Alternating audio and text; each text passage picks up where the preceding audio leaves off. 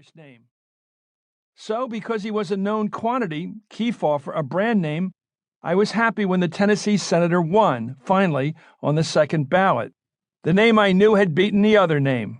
Isn't that how most voting seems to be? Voting for the name you recognize, rooting for its victory, and all the time having no real idea who the person is. Yet, looking back on this event, that Democratic National Convention of over a half-century ago, an image from it remains frozen in my mind's eye.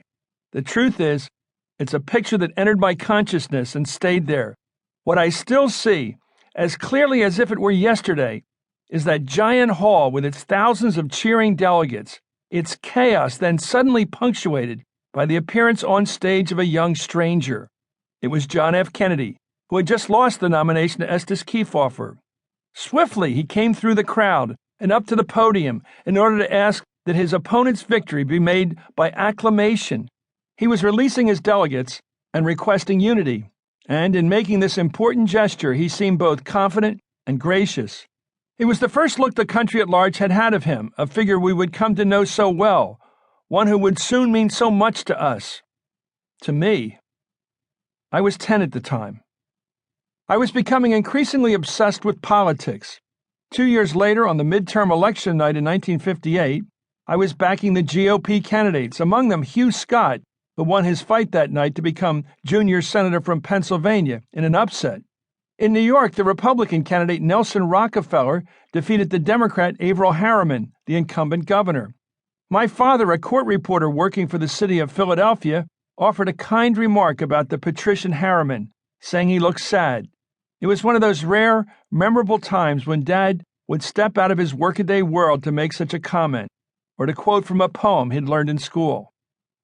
By 1960, I was a paperboy for the Philadelphia Bulletin, and suddenly, as I started reading the daily afternoon paper I was throwing onto people's lawns, my loyalties were challenged.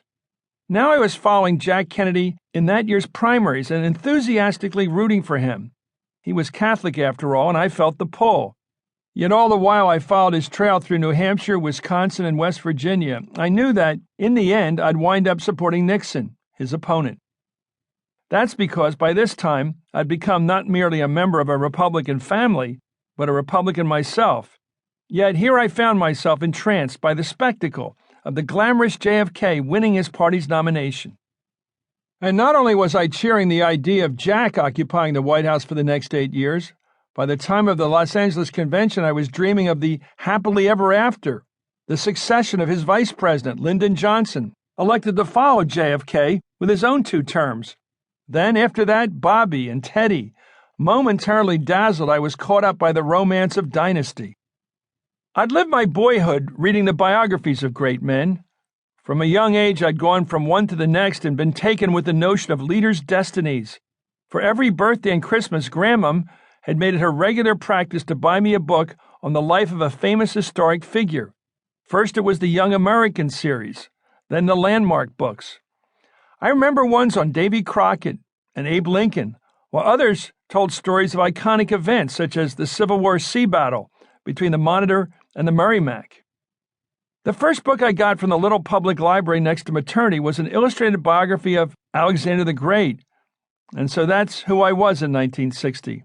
A kid who had this gut interest in history and liked reading biographies of heroes. The Democratic Convention of 1960 was in Los Angeles. Now it was the Republicans' turn in Chicago. I followed the events gavel to gavel, either watching on television or going to bed listening to the radio. I remember the jaunty, optimistic strains of California Here I Come, repeatedly erupting whenever Nixon's name was mentioned. Caught up in the Republican spirit, I once again shifted my allegiance. Nixon had re-exerted his pull over me. I saw him as the scrappy challenger. I was rooting for the underdog, who was also the one who deserved it. Nixon was tough on fighting the Russians. He had held his ground in that kitchen table debate with Nikita Khrushchev over in Moscow. He and his running mate Henry Cabot Lodge struck me as the more solid and seasoned candidates to take on the Cold War, to stop the communist spread around the globe. On election night, as the returns started to come in, the early ones signaling their defeat, I was overwhelmed, and I cried. By a little after 7, I was drenched in the bad news.